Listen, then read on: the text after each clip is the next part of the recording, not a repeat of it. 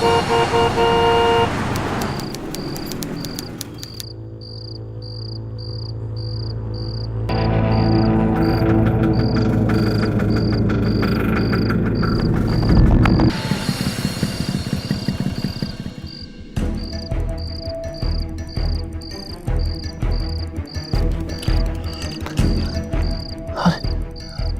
तो दिलीप है। दिलीप, किसने किया ये? हाँ बाबू।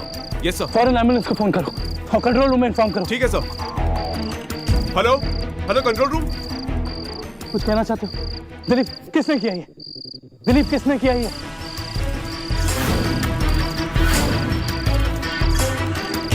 दिलीप, एम्बुलेंस आ रही है। सोना मत दिलीप, आंखें खोलो।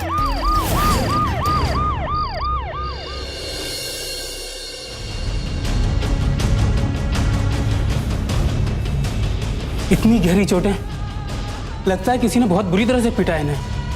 Excuse me. तुम अभी के अभी जाओ और क्राइम सीन पर इन्वेस्टिगेट करो। कोई भी सबूत मिले इकट्ठा करो उसे। कुछ ऑफिसर्स को यहाँ रहने दो, मैं दिलीप के घर जा रहा हूँ।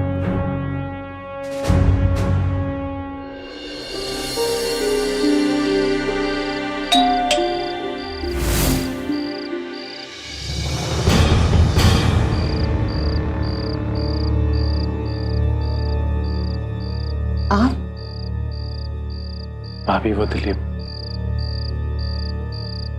बाबा!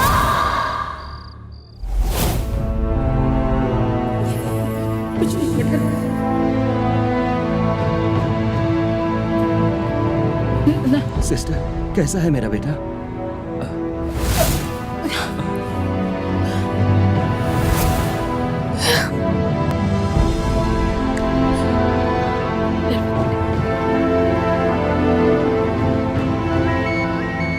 कुछ पता चला?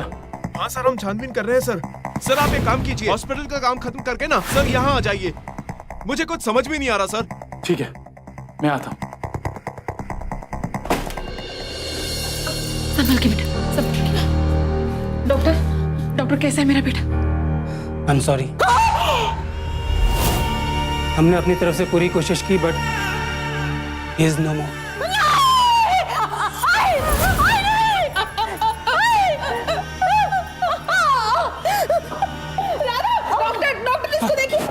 स्ट्रेचर लेकर आओ।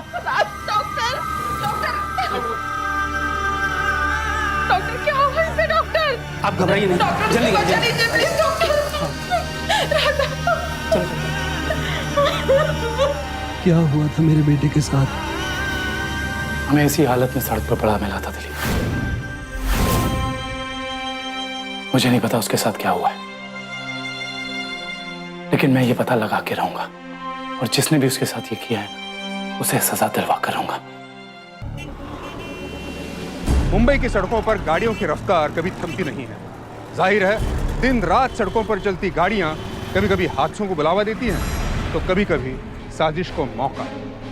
साजिश या फिर हादसा, इन दो सवालों में फंसी थी मुंबई पुलिस के सब इंस्पेक्टर दिलीप की मौत। क्या सब इंस्पेक्टर दिलीप एक हादसे का शिकार थे या फिर एक सोची समझी साजिश के तहत उनको सड़क पर निशाना बनाया गया था? क्या वो एक रंजिश का शिकार थे या फिर उनकी मौत एक अनहोनी थी? मुंबई पुलिस के लिए यह सवाल सिर्फ तफ्तीश का हिस्सा नहीं था, ये बात सीधे सीधे उनके भावनाओं से जुड़ी हुई थी, क्योंकि उन्होंने अपना एक साथी खोया हुआ था और दिलीप के परिवार ने, उन्होंने अपना सब कुछ खोया था। कैसी हम? देखिए, फिलहाल तो हम कुछ नहीं कह सकते। वैसे हम अपनी तरफ से पूरी कोशिश करेंगे कि उन्हें और उनके बच्चे को कुछ भी ना हो। सुनो, दिलीप की बॉडी को अभी के अभी पोस्टमार्टम के लिए भेजो। मुझे जल्द से जल्द रिपोर्ट चाहिए।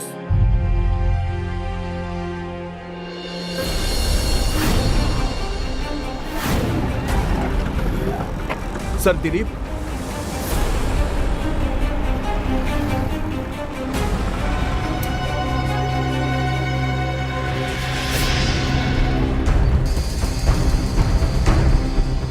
इस बोतल के पीसेस को एविडेंस के तौर पर यूज करो, शायद कुछ पता चल जाए।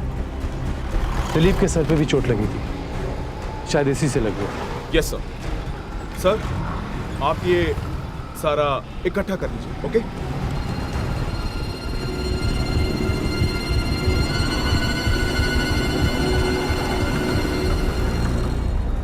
दिलीप की बाइक यहाँ पार्क है और वो हमें वहां पड़ा मिला है। सर ऐसा लगता है कि इसका कोई जानने वाला था, जिसे देख के दिलीप ने गाड़ी यहाँ पार्क कर दी और बात करने वहां चला गया।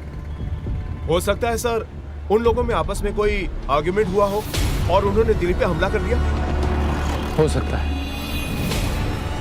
कुछ भी नहीं छोड़ना बाबू, जब तक पोस्टमार्टम की रिपोर्ट नहीं आती हम कुछ भी पुख्ता नहीं कह सकते।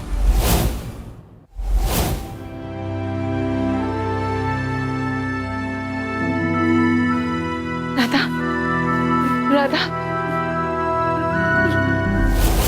जिन केसेस को दिलीप हैंडल कर रहा था उन सब की फाइल लेकर आओ। शायद इनमें से किसी ने बदला निकाला हो, या फिर जिन लोगों को उसने पिछले 2-3 महीने में अरेस्ट किया है उनकी फाइल लेकर आओ। जी सर। इनमें से भी कोई हो सकता है। मैं हॉस्पिटल होकर आता हूँ, तुमसे सीधे थाने में मिलता हूँ। जी सर, ओके।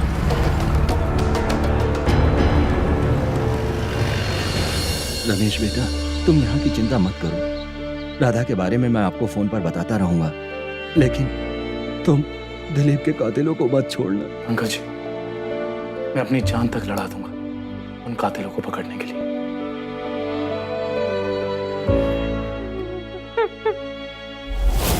दिलीप हमारा सबसे ज्यादा ऑनेस्ट, होनहार और दलेर ऑफिसर था, और अगर हम उसके कातिलों को सजा नहीं दिलवा पाए तो हम लोग इस फोर्स के कहलाने के लायक नहीं हैं। सर, दिलीप इन केसेस पे काम कर रहा था। इन सब लोगों को रिमांड पर लो और जब तक सच ना बोले डंडे पड़ते रहने चाहिए। तो सीसीटीवी फुटेज का क्या हुआ? सर, सीसीटीवी कैमरा खराब था। और क्या उम्मीद की जा सकती है? कोई कंप्लेन थी कि कब से खराब था? करीब 1 हफ्ते से। अच्छा है। मुझसे जब दिलीप के लाचार पिता पूछेंगे कि अब तक मैंने उसके बेटे के गुनहगार को क्यों नहीं पकड़ा, तो मैं कहूंगा अंकल जी सीसीटीवी नहीं चल रहा था। नॉनसेंस। सबसे पहले इस सीसीटीवी के इंचार्ज को रिमांड पर लो। उस रात उस सड़क पे कोई भी हो सकता था, कोई शॉप वाला, कोई अपनी गाड़ी में, कोई कॉफी वाला, कोई भी, जो भी है उसे ढूंढो, क्योंकि ऐसा तो हो नहीं सकता कि मुंबई की सड़कें सुनसान हो। मौका वारदात से मिली सारी चीजें इस बात की ओर तो इशारा कर रही थी कि दिलीप एक हादसे का नहीं बल्कि एक साजिश का शिकार हुए थे, लेकिन मुंबई पुलिस इस नतीजे पर नहीं पहुंच पाई थी कि यह साजिश किसने की थी। लिहाजा ये इन्वेस्टिगेशन उन सारे केसेस को खंगाल कर आगे बढ़ाया गया जिनकी जांच में सब इंस्पेक्टर दिलीप जुटे हुए थे। मकसद साफ था, मुंबई पुलिस दिलीप के उन सारे दुश्मनों को दबोचना चाहती थी जिनकी नजर में वो खटक रहे थे।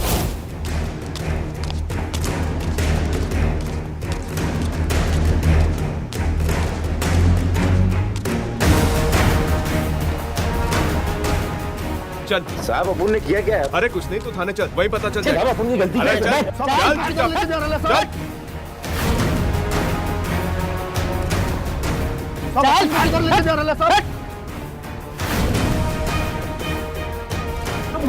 चल ना, बैठ बैठ, चल तू भी बैठ, चलो। सर, यही वो लोग हैं जिनका केस दिलीप के पास था। अरे साहब, अपुन को काय को अंदर किया है? दिलीप शिंदे को क्यों मारा? साहब, अपुन कसम खाता है, अपुन को कुछ नहीं मालूम साहब। कल रात को कहाँ थे? अपुन अपने घर में था साहब। सर गुस्से पे काबू रखिएगा सर। मैं सिर्फ इतना जानना चाहता हूँ कि ये लोग कल रात को कहाँ थे। जी सर, मैं पता लगाता हूँ। आप ये लिस्ट देखिए, इसमें उन सब लोगों का नाम है जो दिलीप से बदला ले सकते थे। मैंने सब पे केस भी फाइल किए हैं, लेकिन इसमें 2 लोग ऐसे हैं जिनका हमारे पास कोई रिकॉर्ड नहीं है। सर, उनमें से एक हिस्ट्री शीटर भी है। बाकियों को भी ट्रैक डाउन करो, खास तौर से इस हिस्ट्री शीटर को। कल रात मुन्ना और सलीम तुम्हारे साथ थे? जी साहब, क्या हुआ? कुछ नहीं।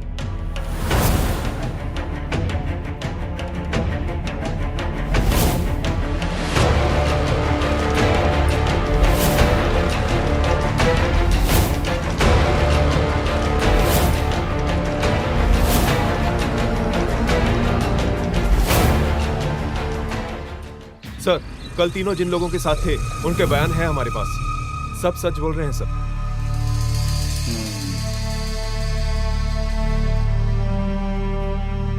सावंत। Yes sir. उन तीनों को यहाँ लेकर आओ। Okay sir. सर, अभी तो तुम तीनों को छोड़ रहा हूं, लेकिन अगर तुम्हारा सच झूठ निकला तो सब माँ कसम अपन सच बोलता है। अपन को कुछ नहीं मालूम, और वैसे भी कल रात तो अपन उधर था ही नहीं।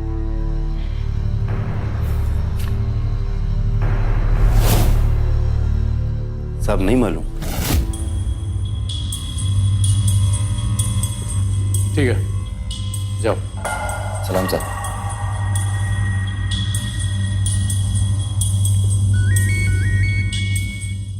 जी अंकल। क्या? कहते हैं जब दुख के बादल छाते हैं तो इंसान को हर ओर से घेर लेते हैं। दिलीप के परिवार को भी दुख और सदमे ने इस तरह से घेरा था। दिलीप की पत्नी राधा ने पहले अपना पति खोया और फिर अपना बेटा। इस दोहरे सदमे ने परिवार को तोड़कर रख दिया।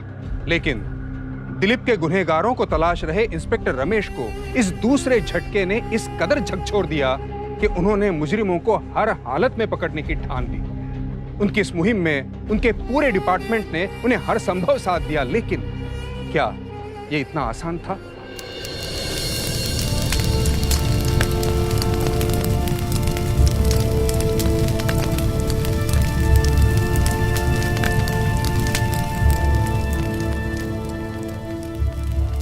राधा को क्या बताएंगे? वो तो अपनी सुध बुध खो बैठी है। मुझ में हिम्मत नहीं है उसका सामना करने की।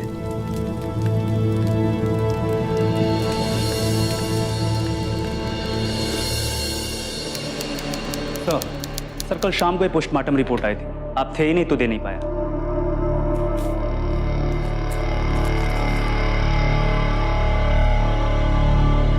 सब देखकर तो ऐसा लगता है कि कम से कम 4-5 लोगों ने एक साथ हमला किया था। पोस्टमार्टम की रिपोर्ट आने तक कुछ नहीं कह सकते। सर, पोस्टमार्टम रिपोर्ट के मुताबिक ये एक हिट एंड रन केस है। इससे तो हमारी पूरी इन्वेस्टिगेशन का रुख ही बदल गया है। सर, इसके मुताबिक तो दिलीप के पैर में जो इंजरी के निशान थे वो किसी गाड़ी के टक्कर मारने के कारण हुए थे, वो भी जांघ और घुटने के पीछे की तरफ। इसके वजह से पैर की हड्डी टूट गई थी। किसने किया होगा ये? अब सर, रोड एक्सीडेंट में कैसे पता चलेगा कि किसने किया है? लेकिन अभी तक हम ये दुश्मनी वाला एंगल पूरी तरह रूल आउट नहीं कर सकते। दुश्मनी के कारण भी ऐसा कुछ किया जा सकता है। ठीक कह रहे हो। वैसे भी एक पुलिस वाले को दुश्मनों की कमी नहीं होती। बाबू। Yes sir. मुझे ये रिपोर्ट मीडिया में हर जगह चाहिए। Yes sir.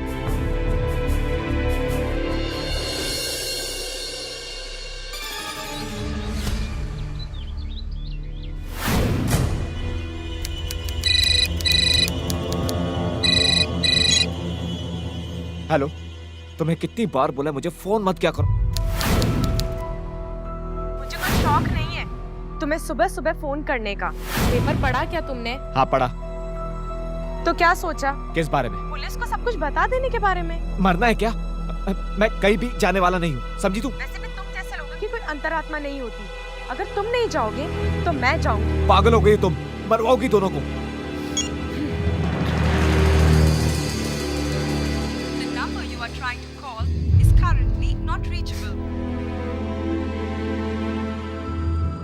सर, उस हिस्ट्री शीटर का पता चल गया है। वो पिछले 3 महीने से नासिक जेल में है। तो इसका मतलब उसने भी नहीं किया। आखिर कौन हो सकता है? कोई सुराग नहीं मिल रहा। Don't know what to do. Sir कोई पुष्कर नाम का आदमी आपसे मिलना चाहता है। क्यों? सर वो कह रहा है कि आज की न्यूज़ के बारे में आपको कुछ बताना है। भेजो उसे अंदर, जल्दी। Okay sir. बोलो, क्या कहना है? सर मैं उस वक्त नहीं था। मैंने एक स्पीड में जाती हुई सेडान कार देखी।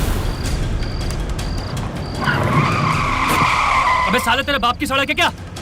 लेकिन तुम जब वहां थे तो तुमने दिलीप की मदद क्यों नहीं की? सर मैं मलाड सिग्नल पर जिस गाड़ी ने मुझे कट मारा उस गाड़ी का नंबर MH027 था। उसके आगे मैं पढ़ नहीं पाया। अब सर मुझे क्या पता कि वो कार किसी को पीछे उड़ा कर आई है।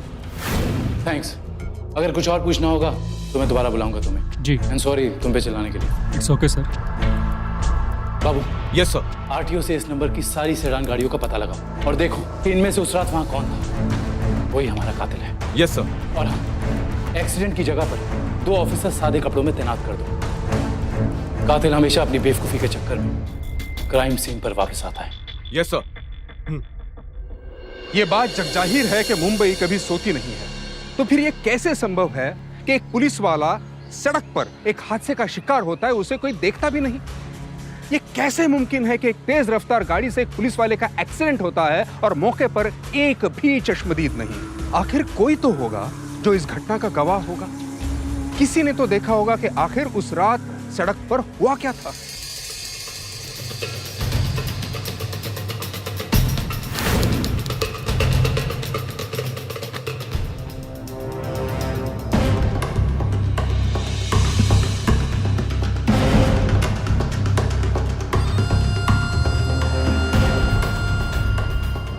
हेलो, काम हो गया? हो गया सर। किसी का बाप नहीं पहचान पाएगा, गाड़ी ठोकी थी। ऑफिस में आकर अपने पैसे ले जाना। क्या हुआ पापा? कोई टेंशन नहीं?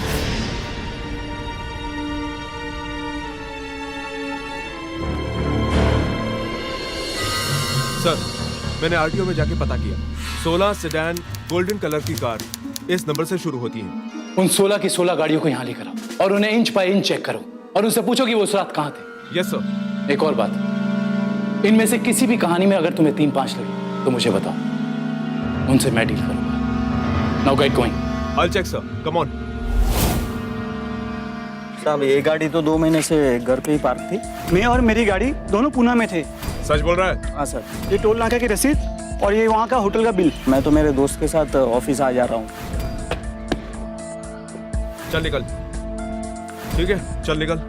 मेरी गाड़ी तो मेरे भाई के पास है, लोनावला में। कल अपने भाई को बोल गाड़ी के साथ मलाड पुलिस स्टेशन आए, समझा? जी सर। और अपने भाई का लोनावला का एड्रेस छोड़ के जा इधर।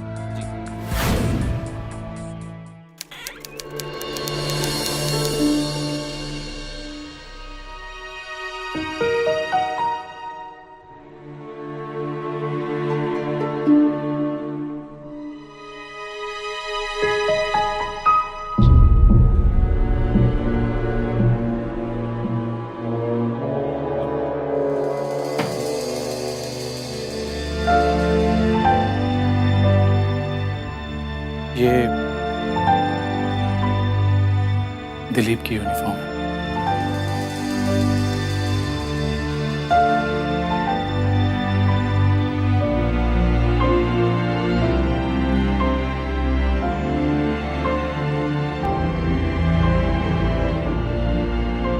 आज शाम को जल्दी घर आ जाए, वो गोद भराई का फंक्शन है ना। ठीक है।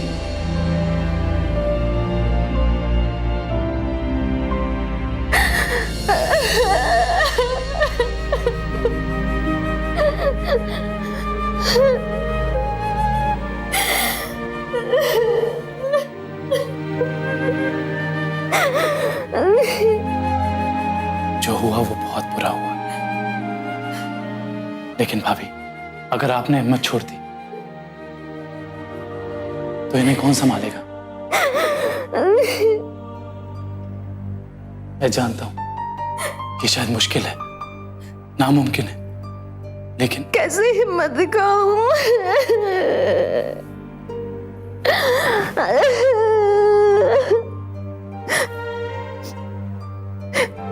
जिसने भी मेरा घर संसार बर्बाद किया,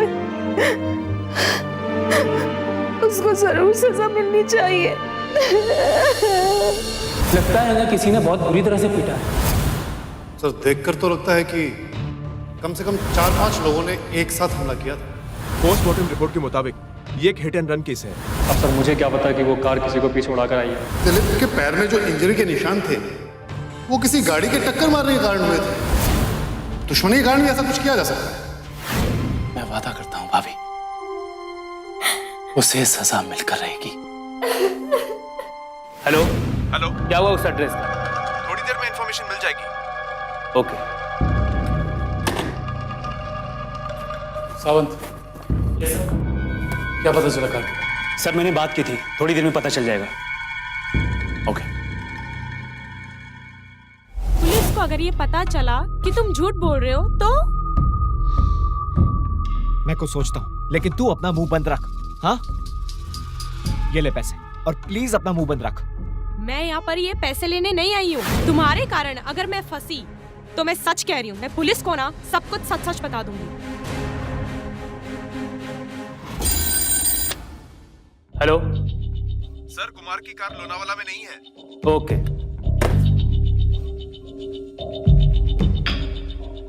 सर, अभी भी कॉल आया कि कुमार की कार लोनावाला में नहीं। सब कुछ सच सच बता दो। एक पुलिस वाले को मारा है तुमने। इतना लंबा फंसोगे कि साहब मैंने किसी को नहीं मारा साहब, मेरी कार गैरेज में। मैंने झूठ जरूर बोला, लेकिन मैंने किसी को नहीं मारा साहब। कौन से गैरेज में? सर, राइट साइड से डैमेज था, अभी अभी ठीक किया है। साहब मैं सच बोल रहा हूँ, मैंने उसको नहीं मारा। उस रात ओ माय गॉड, क्या कर रहे हो तुम? ये देख के चलाओ ना। सॉरी यार, झपकी लग गई थी। चलो कॉफी पीते हैं। हाँ चलो। लट्टू, 2 कॉफी देना।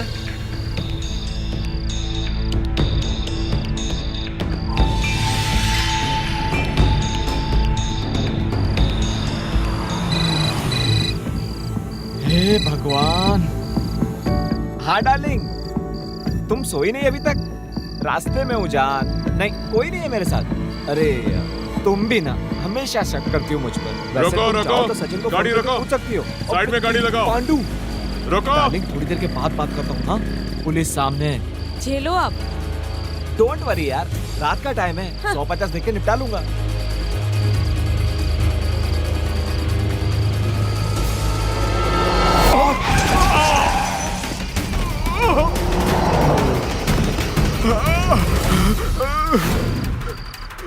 Shit. ये क्या? ओ माय गॉड, तुम कहाँ जा रहे हो? ये मर जाएगा। इतनी जोर से एक्सीडेंट नहीं हुआ है। अगर मुझे पुलिस ने तुम्हारे साथ देख लिया ना, तो मैं जरूर फंस जाऊंगा। सुनो, मैं निकालती हूँ, तुम इससे बचाओ। अरे तुम पागल हो क्या? बैठ जाओ। Oh my God.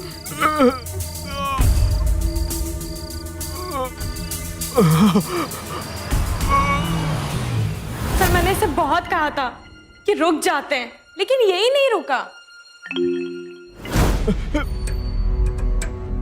तुम्हारी मदद ना करने से सिर्फ हमारा पुलिस वाला नहीं मरा। एक बाप ने अपना बेटा खोया है, एक पत्नी ने अपना पति। पूरा परिवार तबाह हो गया और तुम हो। डाल दो साले को अंदर। इसके बाहर ना निकलने का इंतजाम तो मैं करूंगा और इस लड़की को बेल पे छोड़ दो। साहब प्लीज मुझे माफ कर दो साहब, मैंने किसी को नहीं मारा साहब। मारा तो उस व्हाइट एसयूवी कार ने था।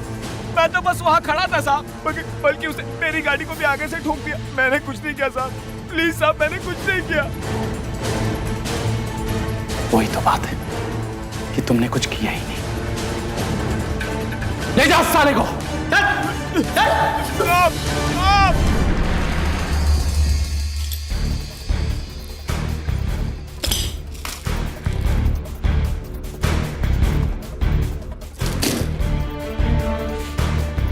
मुझे लगता है कि कुमार सही कह रहा है, क्योंकि पोस्टमार्टम की रिपोर्ट और जो भी सबूत मिले वो यही कहते हैं कि कार बड़ी हो।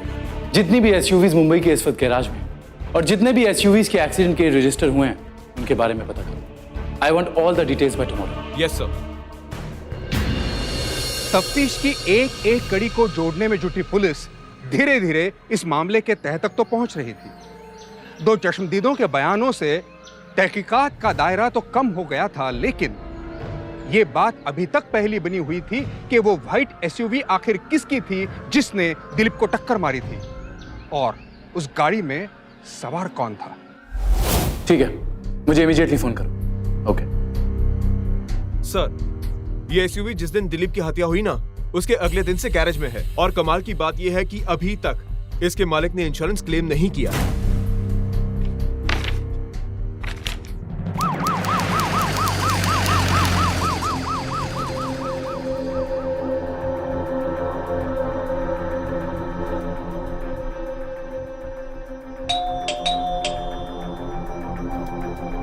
मिस्टर श्रीवास्तव है?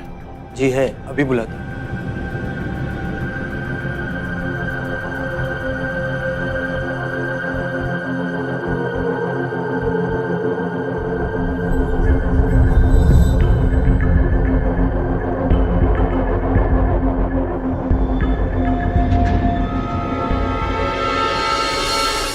बताइए, मैं आपकी क्या सेवा कर सकता हूं?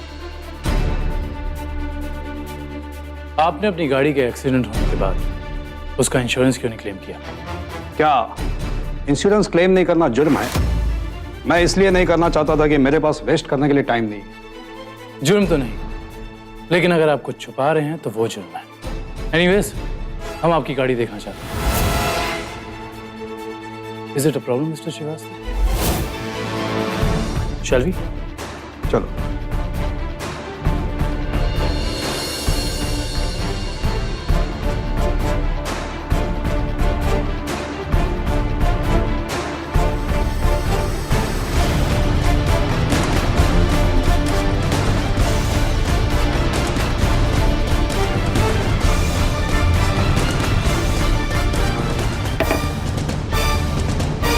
आपकी गाड़ी की लेफ्ट साइड डैमेज्ड है। तो बताइए मिस्टर श्रीवास्तव, 14 तारीख की रात को आपकी कार कहाँ थी? 14 तारीख को पता नहीं, मेरे पास 6 गाड़ियां हैं। I don't keep track of all my cars. Actually मेरी गाड़ियां ड्राइवर्स चलाते हैं, टू पिक अप समवन और टू ड्रॉप समवन। हाँ, 1 मिनट। उस्मान ने कहा था कि उसने ये गाड़ी किसी बैरिकेड के साथ ठोकी थी और गैरेज में दी थी। कहाँ है उस्मान? वो तो कुछ दिन के लिए छुट्टी पे गया है। कहाँ रहता है वो? उस्मान है? नहीं साहब, वो तो 2-3 दिन से घर ही नहीं आया। क्या वो ऐसा अक्सर करता है कि 2-3 दिन घर ना है? जी साहब, कभी काम होता है तो ऐसा करना पड़ता है। ठीक है, चलो। सर, मुझे कहीं कुछ गड़बड़ लग रही है। उस्मान एक्सीडेंट के बाद घर नहीं आया। श्रीवास्तव कह रहा है कि उसने छुट्टी ली है। कहीं वो एक्सीडेंट करके डर के मारे भाग तो नहीं गया? हो सकता है। इस उस्मान का पता लगाना होगा। और बाबू, ये पता करो कि इन 6 गाड़ियों में से ये कार अक्सर कौन चलाता था। Yes sir.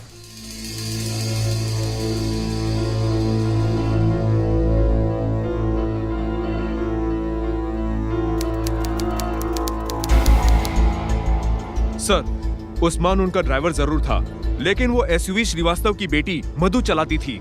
किसी को हाथ तक नहीं लगाने देती थी।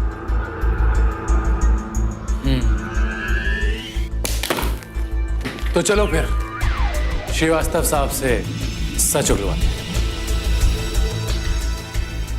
आप अपनी इनएफिशिएंसी लेकर यहाँ नहीं आ सकते। If you can't find a driver, what can I do? आप इस तरह मेरा टाइम वेस्ट नहीं कर सकते।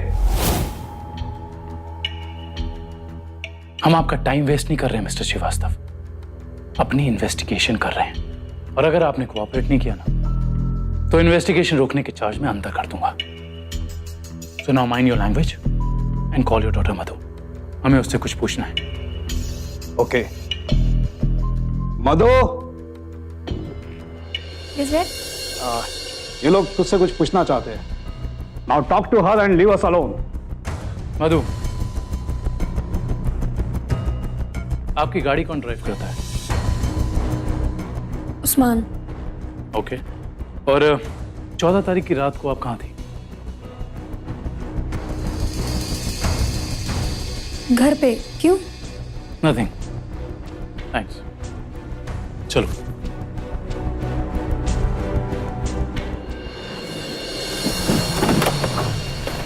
बाबू। Yes sir. तुम पूरी कार को दोबारा से एक-एक इंच चेक। जी सर। और हाँ, एक ऑफिसर को सादे कपड़े में उस्मान के घर के बाहर और एक को श्रीवास्तव के घर के बाहर लगा दो। आई एम श्योर ये सब मिलकर सच छुपा रहे हैं। Yes sir.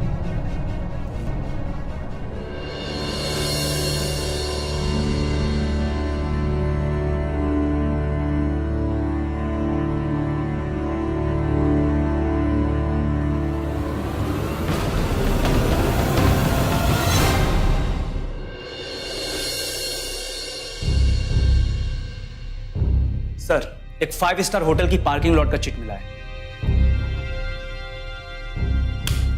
इस होटल के मैनेजर को यहां बुलाओ। हाँ बाबू। सर, उस्मान मिल गया है। गुड, उसे यहां ले आओ। साहब, मैं झूठ नहीं बोल रहा। मैं वो ऐसे भी चला रहा था और गाड़ी इतनी तेज थी कि मैंने उस इंस्पेक्टर को उड़ा दिया। अच्छा, तो अब ये बताओ कि तुम कहां से आ रहे थे? मतलब साहब? मतलब जो बीच से मलाड आ रहे थे या गोरेगांव मॉल से मलाड आ रहे थे? साहब, मैं कांदीवली से अंधेरी जा रहा था। क्यों झूठ बोल रहे हो? चल अब सच बता।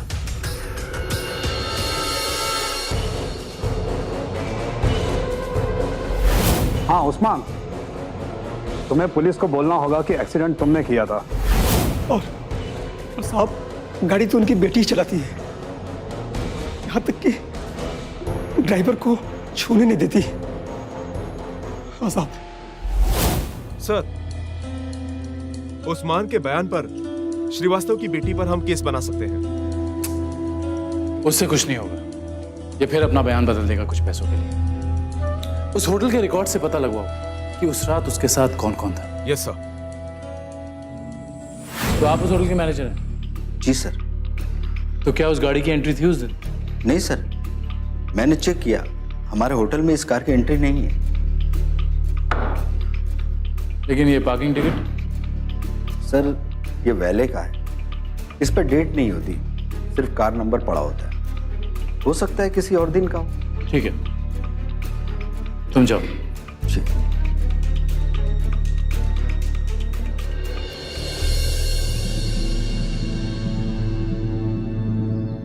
हाँ सर, मैंने वही किया जो आपने कहा था। जी। ये बड़े इन्फ्लुएंशियल लोग हैं, हमें इस ड्राइवर के खिलाफ ही चार्जशीट बनानी होगी। ये ओपन और शट केस है, किसी ने ड्राइवर को देखा नहीं, और अब ये लोग उस्मान को खरीद कर उसे कुछ सालों के लिए जेल भेज देंगे। सर, शक्ल तो कुमार भी नहीं देख पाया था, एक तो काले शीशे और ऊपर से स्पीड। अब कुछ जानने के बाद हम कुछ नहीं कर सकते। नहीं, उस्मान की चार्जशीट बनाओ।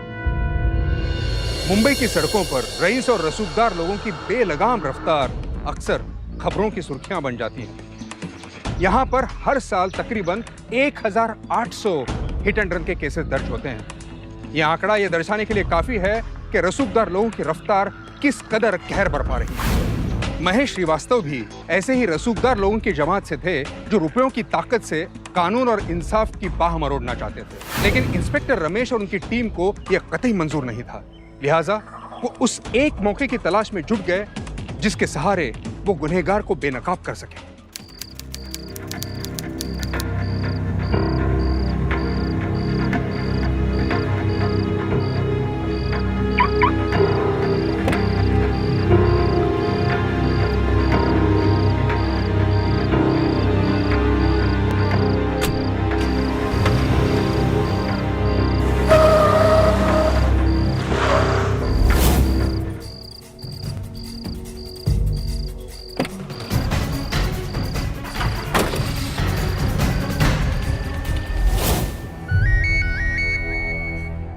हाँ बोलो।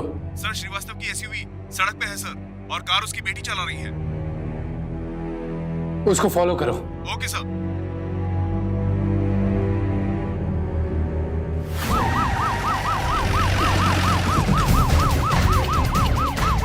चलिए मैडम, आइए थाने चलिए, आइए। अरे कहाँ ले जा रहे हो मुझे?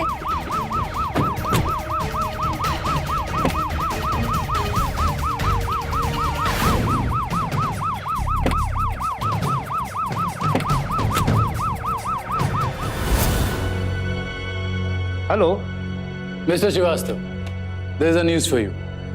आपकी बेटी ड्रिंकिंग और ड्राइविंग में पकड़ी गई। पुलिस स्टेशन आ जाओ, if I am not wasting your time.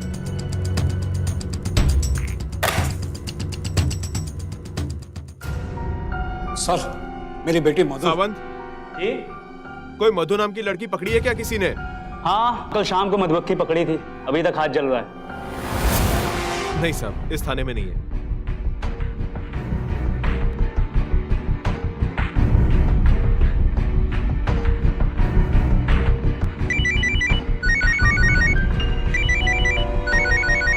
Sir, करने दो इन्हें अपना टाइम वेस्ट थोड़ा सा, इन्हें भी पता लगे कि अपनों को खोने का दुख क्या होता है। इस लड़की को अंदर बंद कर दो। आज फ्राइडे है, सैटरडे संडे कोई कोर्ट नहीं। 2 दिन अंदर रहेगी तो सब कुछ उगल देगी। Excuse me. What is happening here? चुप, गप बस। चुपचाप बैठी रहे, आवाज नहीं, समझी? बैठ।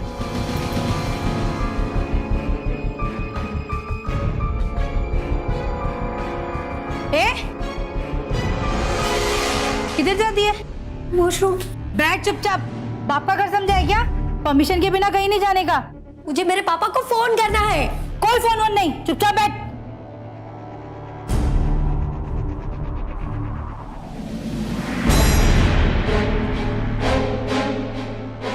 कहाँ जाती? क्या? अभी तक यहीं पे? लगता है पापा के पास पैसे नहीं है पुलिस को खिलाने के लिए। अरे हाँ, अभी तो हमारे साहब भी आए नहीं ना। प्लीज, मैंने क्या किया है? मुझे बाथरूम तो जाने दीजिए। सुनिए, मुझे मेरे पापा को फोन करना है। मेरे पापा को बुलाइए। मुझे पापा से बात करनी है। पापा, प्लीज मुझे जाने दो, प्लीज। तो मधु जी, आप सब सच बताएंगी या? वो उस रात में ड्रिंक करके पब से निकली थी और अपने आप को कंट्रोल नहीं कर पाई। उसके बाद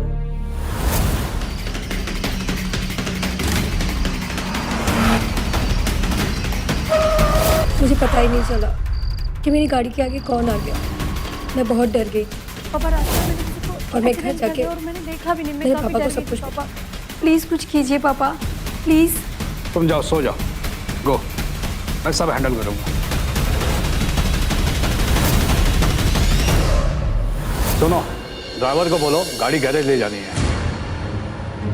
देखो, ये गाड़ी का थोड़ा नुकसान हुआ है, थोड़ा काम ऐसा करना कि किसी को भी पता ना चले कि इसमें कुछ काम किया है। और पैसे की फिक्र मत करना, लेकिन काम जल्दी कर लो, आज से ही शुरू कर दो। हाँ ठीक है, हो जाएगा साहब। अगर पुलिस आपके होटल में पहुंचती है तो ना मेरी बेटी आपके होटल में आई थी, ना मेरी कार। ये 2 लाख रुपए है, ये रखो और कुछ दिन के लिए कहीं चले जाओ। गलती मेरी भी है, लेकिन आप ही बताइए इंस्पेक्टर साहब, कौन सा बाप अपनी बेटी को इस तरह जेल जाने देता? मैंने सोचा बच्ची ने एक बार गलती की है, दोबारा फिर ऐसी गलती नहीं करेगी। लेकिन इसके लिए तो ये एक आसान रास्ता बन गया। इसने सोचा हर बार पापा उसे बचा लेंगे। आज फिर इसने नशे में गाड़ी चलाई, आज फिर कोई निर्दोष बेचारा। नहीं इंस्पेक्टर साहब, ये सब गलत है। किसी निर्दोष की जान कोई नहीं ले सकता। आई एम सॉरी इंस्पेक्टर, आप अपनी कानूनी कार्रवाई कीजिए। ये सब बहुत गलत हो गया। महेश श्रीवास्तव को जुर्माना हुआ। ड्राइवर उस्मान और होटल मैनेजर को पुलिस को गुमराह करने के जुर्म में 3 साल की सजा हुई और मधु को 5 साल की सजा और 5 लाख रुपए जुर्माना हुआ। जब रईसी के नशे पर शराब का नशा चढ़ जाता है तो इंसान अक्सर बेलगाम हो जाता है। उसे लगने लगता है कि कानून उसकी जेब में है और सड़क उसकी जागीर है। ऐसे बिगड़े हुए और बहके हुए मिजाज सड़क पर मौत की सवारी लेकर घूमते हैं और एक पल में एक हंसते खेलते परिवार से उसकी खुशियां छीन लेते हैं। रईसी और शराब के नशे में धुत मधु ने भी एक इंस्पेक्टर के परिवार को जिंदगी भर का गम दे दिया। यहाँ मुंबई के सड़कों पर भी ऐसे रईसजादों की करतूत अक्सर दौड़ती रहती है, जिसका शिकार आम आदमी होता है। जिंदगी की कीमत रुपयों से कहीं बढ़कर होती है। ऐसे रईसजादों को समझना चाहिए कि उनकी एक लापरवाही कई सारी जिंदगियों की तबाही का सबब बन सकती है। एक बात और, सड़क पर चलने के भी अपने कायदे हैं और इन्हीं कायदों में से एक है जिम्मेदाराना तरीके से चलना। सड़क पर चलने वाले हर शख्स को अपनी जिम्मेदारी समझनी चाहिए, ये भी जरूरी है। शराब पीकर गाड़ी चलाना अपनी और दूसरों की जिंदगी को खतरे में डालना है। इसलिए पूरी सावधानी और जिम्मेदारी के साथ एक सुरक्षित सफर पूरा कीजिए। आज के लिए बस इतना ही, फिर मिलेंगे सावधान इंडिया मुंबई फाइट्स बैक में। जुर्म से जंग जारी है, अब मुंबई की बारी है। गुन्ह्या विरुद्धची लढाई हीच खरी मुंबई।